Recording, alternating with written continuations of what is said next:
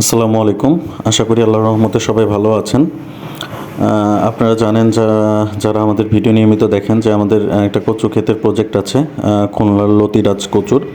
তো আসলে সময় না পাওয়ার কারণে কচু ক্ষেতের ঘাসগুলো পরিষ্কার করতে পারতেছিলাম না, যে কারণে প্রচুর পরিমাণে ঘাস হয়ে গিয়েছে, যেটা আসলে এখন আমার পক্ষে বা একা কাজ করে আসলে পরিষ্কার করা সম্ভব না। সেই জন্য আজকে পরিষ্কার করার জন্য একজন লোক নিয়েছি। দেখেনি যে এরকম ঘাস ছিল, এই চাচাকে নিয়েছি, উনি খুব সুন্দর করে কাজ করতেছে মাশাল্লাহ। এই পরিমাণ ঘাস হয়েছে যে নতুন যে লতিগুলো বের হচ্ছে, এই লতিগুলো আসলে দেখা যাচ্ছে না।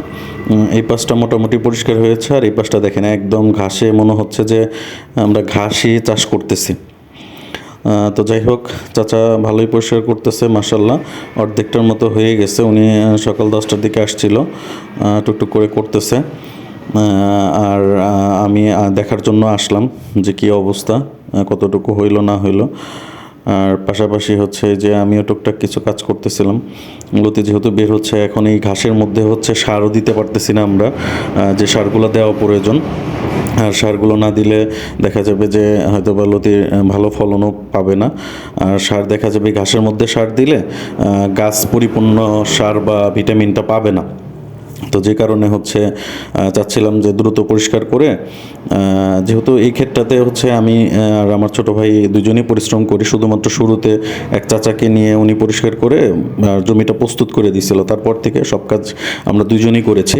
কিন্তু এখন আর সম্ভব না হওয়ার কারণে লোক নিয়ে কাজ করাচ্ছি। যাই হোক, আমরা এটা পরিষ্কার করে 2-1 দিন ফেলে রাখবো। ফেলে রেখে যখন মাটিটা একটু শুকিয়ে যাবে, তো আর যে ঘাসগুলো থাকবে, ছোট ছোট ঘাসগুলো, ওগুলো মরে যাবে।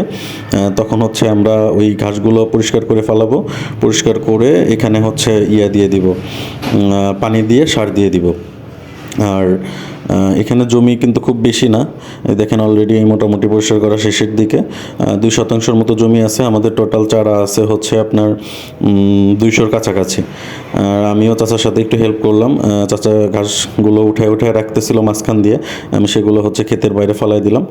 আলহামদুলিল্লাহ, আমাদের ক্ষেত পরিষ্কার করা শেষ এবং খুব ভালো কাজ করেছে চাচা।